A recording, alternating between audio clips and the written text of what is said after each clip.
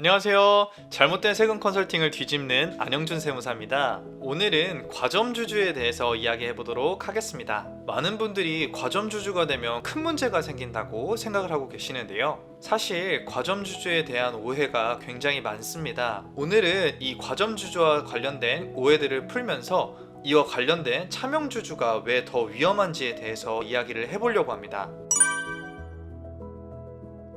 먼저 과점주주가 무엇인지에 대해서부터 설명을 드리도록 할게요. 과점주주는 특수관계인들을 포함해서 50% 이상의 지분율을 가지고 있으면 과점주주라고 합니다. 이때 한 명의 주주만 보는 게 아니고 그 한 명의 주주와 관련된 특수관계인들, 가족분들 같은 경우가 이제 포함이 돼서 50%를 초과하는지를 보게 되는 것입니다. 예를 들어서 대표님과 가족분이 합쳐서 지분율이 50%를 초과한다면 과점주주인 거예요.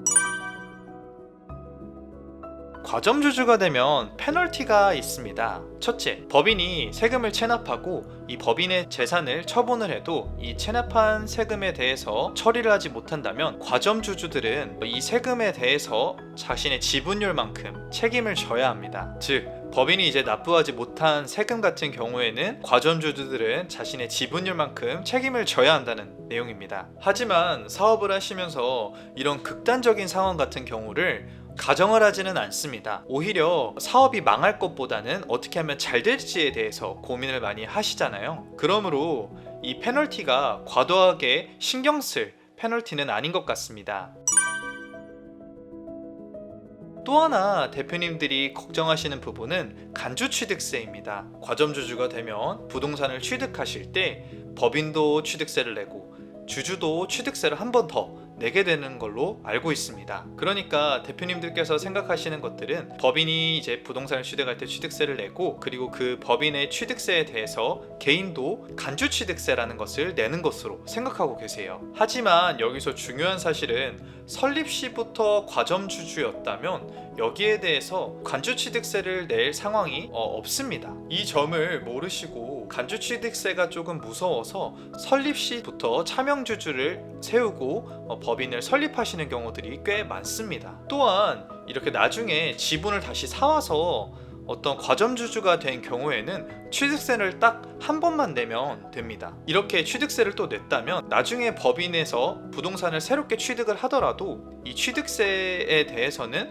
간주취득세를 또 납부를 하지 않아도 됩니다. 그래서 이 한 번 때문에 차명주주를 두는 것은 굉장히 리스크한 행동입니다.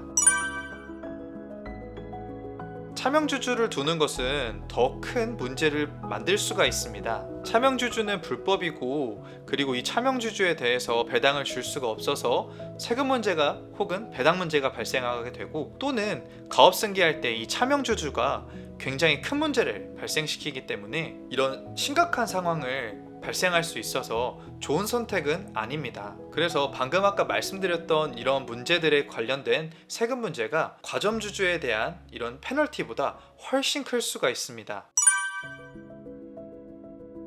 결론적으로 과점주주가 되는 것을 너무나 두려워할 필요는 없습니다. 과점주주가 되는 것 자체는 문제가 아니며 차명주주를 두는 것이 더 큰 문제를 발생시키게 됩니다. 법인의 소유권과 의결권을 정당하게 확보하고 법인 설립 시부터 과점주주가 되는 것을 너무 걱정하지 마세요. 오늘의 영상이 도움이 되었다면 구독과 좋아요 부탁드리고요.